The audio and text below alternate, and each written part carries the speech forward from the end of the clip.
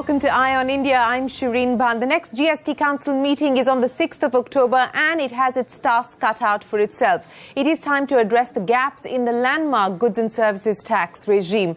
Exporters are complaining of blockages of working capital as refunds are getting delayed. A Finance Ministry circular, though, claims that 66% of exporters face no cash flow blockage, and that offers no solace to a sector that contributes 20% to a slowing economy and is staring at difficulties in the months ahead.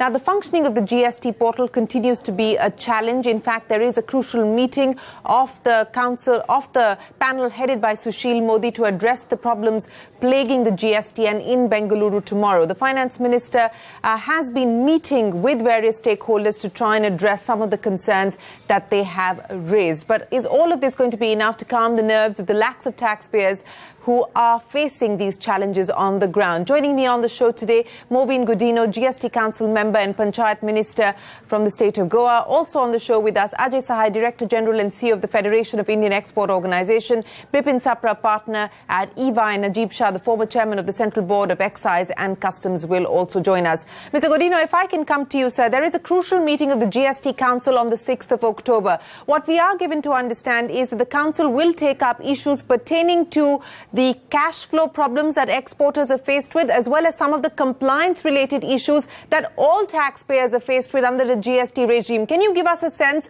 of what is on the agenda of the Council's meeting and what will be the priority? The first thing is such a big tax reform, indirect tax reform, has come about in such a large country, in such a large economy, which I would always classify as a combination of several small countries that India is. In spite of that, our experience of a little over 100 days is not so bad, as I would say. Practical problems are going to be there, whether it is filing your returns, as most of the complaints are emanating from small traders particularly, and from different parts of the country, of the portal not functioning good enough to accommodate everything in a manner that there would have been even more taxpayers complying. But if you look at the migration that has taken place, 85% plus people have already migrated. There is an addition, I think, of almost 19 lakhs new taxpayers. So it is not so bad as it is made out to be. As far as exporters are concerned, they are facing the difficulty. In fact, this meeting, what you are saying on the 6th, was supposed to be a video conferencing meeting. But because we know there are some difficulties, we would like to discuss them threadbare, arrive at solutions, or try to do away with what are the bottlenecks of a new law which is implemented. We will be doing that, and that's we are meeting on the 6th. Yeah, you're absolutely right, Mr. Godino, when you say that, there are issues. The transition perhaps could have been far more disruptive, but it has been smoother than was anticipated. But the problems that people are facing on the ground, the practical challenges, are also real. But coming back to the meeting on the 6th, can you specify for us what are the specifics that you hope to address on the 6th? Because, for instance, when I look at what has already been announced by the government, in order to deal with the problems facing the exporters, they've done away with the need to furnish bank guarantees. There is the possibility of moving from monthly filings to quarterly filings. Is there consensus now within the Council that these decisions have to be taken on the 6th? There is a line of communication even outside the GST Council where we do send mails, we exchange views, we get the ground reality ascertained. And that's how we know what is the problem of the exporters. We know what is the problem faced by small traders. We know what is the problem faced as far as complying filing of several returns. So what will you do, sir? So how do you hope to address it on the 6th is the question, sir? I think after 6th is over, I think most of the problems would have been readdressed in a manner where the government would stretch itself in practically solving the problem to an extent that there would be more compliance, there would be more people migrating, or those who experience difficulties, those difficulties will not be there. exports which have, I would say, for a little period, the exporters have suffered. Already some things are being done. I don't want to spell out, then I would be preempting certain key decisions which I am aware. But I can safely say that whatever needs to be readdressed will be readdressed in a manner that if we are experiencing so much of, I would say, success, I would call it, because people were expecting much more difficulties than what we are facing at present, whether it is in terms of collection of revenue under IGST, CGST, SGST, as well as looking at the figures. I don't think we have gone drastically wrong as some people are trying to project. No, well, at least as far as the revenue collection is concerned, the number is trending in line with the numbers that we saw for the month of July. So July and August trending in line with the government expectation of 90,000 crores plus. But you have told us, Mr. Godino, that you believe a lot of those issues will be addressed on the 6th, and you don't want to give us, you don't want to preempt the decisions of the council. I understand that and appreciate that. But let me go across to Ajay Sahai of the Exporters Organization. Mr. Sahai, to start with, the government says that the claims being made by exporters are exaggerated. If I look at the press release that's been put out by the Ministry of Finance, it says that as far as 66% of the value of exports is concerned, there is no blockage of funds. So can you once and for all explain to us what is the kind of locked up working capital that the export sector is faced with today? In fact, exporter, particularly micro and small exporters, they are facing huge liquidity problem. It has been compounded due to the delay in the refund to the export sector. But I think the money which should have been going back to the production may have to be used for the payment of the taxes, which is not a very good sign. So on the one hand, we are requesting for immediate release of the fund which have been blocked for the month of July and August. But on a long-term basis, we are requesting the government to look into some of the other countries also where the VAT or GST system is in place, where any inputs required for export production has been provided exemption from the GST. Because the liquidity is not only with regard to July and August. We have to find a solution which provides a sustained solution to the field of the exporters. What is the number in terms of the blocked working capital at this point, Mr. Sahai? There's all kinds of numbers that are doing the rounds. Can you give us, FIO must have a number that you're working with. What is that number? In fact, the difference between what we have given and what has been clarified by the Department of Revenue is on account of the two factors. One is that our estimate is based on the projection for 4 months, July, August, September and October, where revenue is clarified only for the month of July. Secondly, our figure is also factoring the export of the services, where the revenue figure is only of the merchandise. But the short point is whether it's X or Y. If there is delay in the refund, it affects the competitiveness of exports, and situation has come to a level I just want the number, sir. I just want the number. No, I understand that, and you made that point earlier, but can you leave me with that number? Yeah. Our number is that for July to October, the number comes to around 65,000 crores. 65,000 crores. All right. Let me go across to Mr. Najib Shah before I bring Bipin into this conversation. Mr. Shah, thanks very much for joining us. As the former chief of the CBEC, sir, I would imagine that perhaps these are problems that were anticipated to some extent, but haven't fully been addressed. And these are practical realities or practical challenges that taxpayers are facing on the ground. Specifically on this working capital blockage issue, what do you believe is the best solution forward, sir? Because I'm given to understand that that's going to be a decision that will be taken on the 6th of October by the GST Council.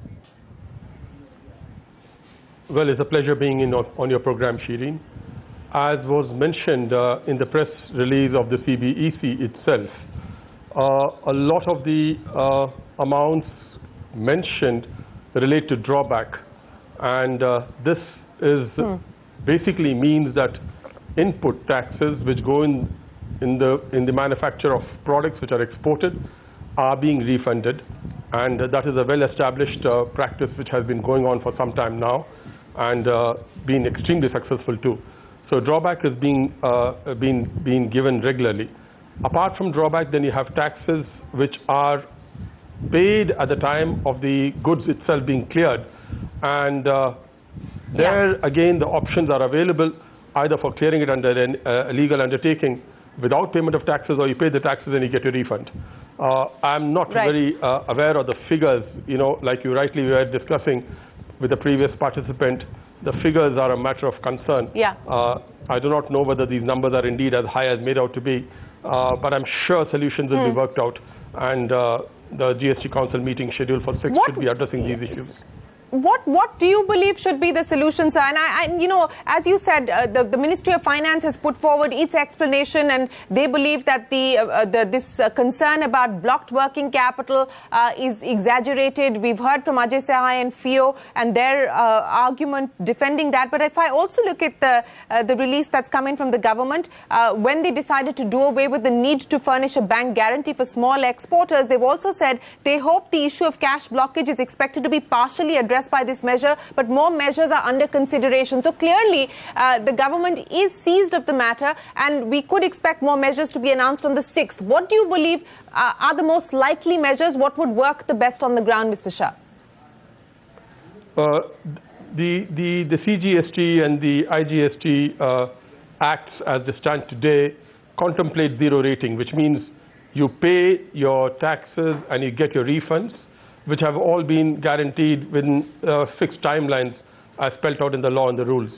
I don't know whether the government can be looking at doing away with this, because I think that's what is being told now when they talk of blockade of capital, that these monies which are to be refunded in effect means that capital gets blocked, and to that extent there's delay.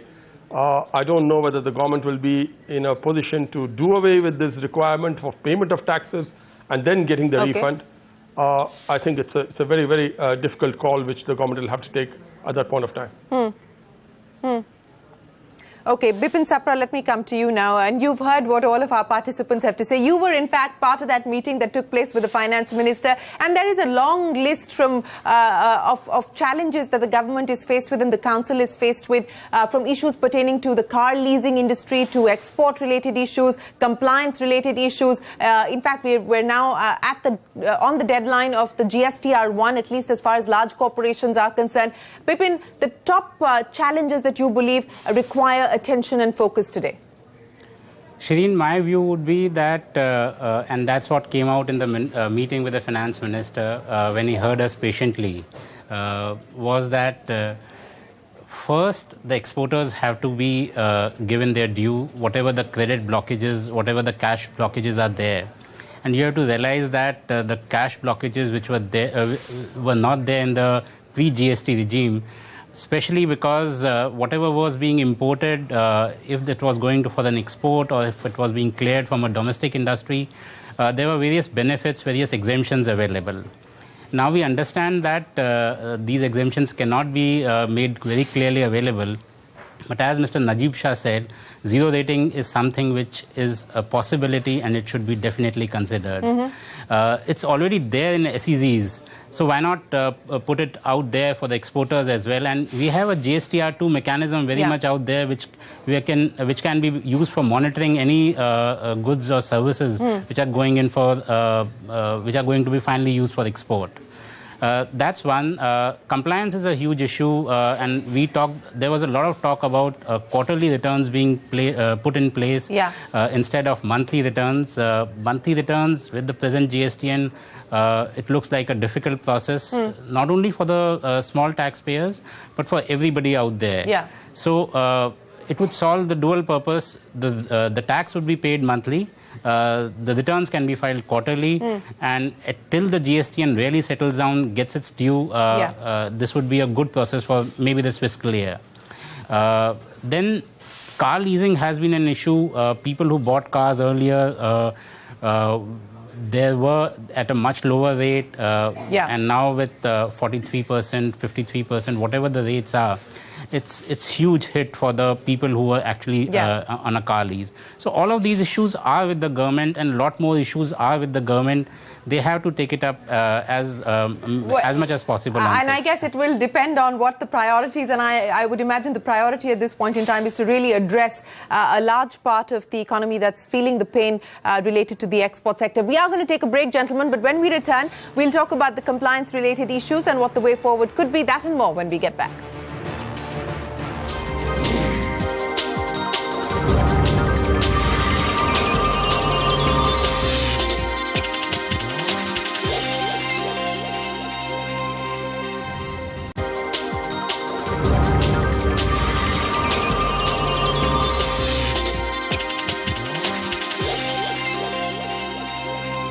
You're watching Eye on India, and we're talking about what the GST Council is likely to approve on the 6th of October when it meets next. Mr. Godino, you've just heard what our panelists have to say in terms of compliance, and this is something that that the finance minister and other finance ministry officials were alluding to as well. Perhaps moving to quarterly reporting, is that something that the council feels is the need of the hour in terms of improving compliance? It's definitely on the table because that is a practical difficulty faced by everyone, and as rightly said by some of the panelists, it's not only the small trader, it's others as well. So if it is ultimately for the GST Council to decide, and as I said, it is for consideration in a very serious manner, and they will see things happening. That is all I can say. Okay, Mr. Shah, would you agree with that, that this would perhaps make most sense, and also other suggestions that you would like to put on the table? Because clearly from an ease of doing business perspective, we are hearing more and more people talk about the challenges that they're facing, both with the GSTN as well as compliance. The problem apparently in the initial phase has been more with the systems itself, the IT systems itself, rather than with the return per se. Because what is contemplated is that a GSTR 1 will get filed, and 2, which is the inward supplies, and 3, which is the matching and which creates the liability, would all be auto-populated where only validations would be required. That is how it was conceived. Obviously, going forward, this has not happened for various reasons with which I really do not want to get into. So in this event, we came in with this, the government came in with this solution of GSTR 3B, which has now been functioning. Please remember, ultimately, if matching of invoices, which is an important facet of the entire GST, is to take place, we need to have all these returns. And these are essential, again, for ascertaining the right availment of credit itself. So in the event of a quarterly return being prescribed, these will be challenges as to how we can handle these matching of invoices, because everything gets delayed consequently. And I do believe if the systems get strengthened, and the Council of Ministers has met recently for that, does get strengthened, a lot of these issues should get addressed. Okay. Bipin, what is it that you would like to put on the table in terms of immediate attention by the GST Council on the 6th of October? See, my view would be that we have to sort out the compliance issues. That's I think, primarily on the agenda. And there are issues with the GST, and they would have the report from the Council of Ministers who are looking at it. I would say that there are a number of other issues, leasing being one of them. Exporters is one of the major issues which has to be looked in. There are issues with respect to small-scale exemptions, exemptions where both exempted and non-exempted services require registrations. A lot of other issues, but primary would be compliance, which needs to be sorted out. Okay, primary would be compliance that needs to be sorted out. Do stay tuned to CNBC TV 18. We will get you all the updates from the GST Council meeting on the 6th of October. But for now, Bipin, Mr. Godino, Mr. Shah and Ajay Sahai, appreciate you joining us here on Eye on India as we talk about the GST Council and the road ahead. With that, it is time for us to wrap up this show. From all of us here, goodbye. Many thanks for watching.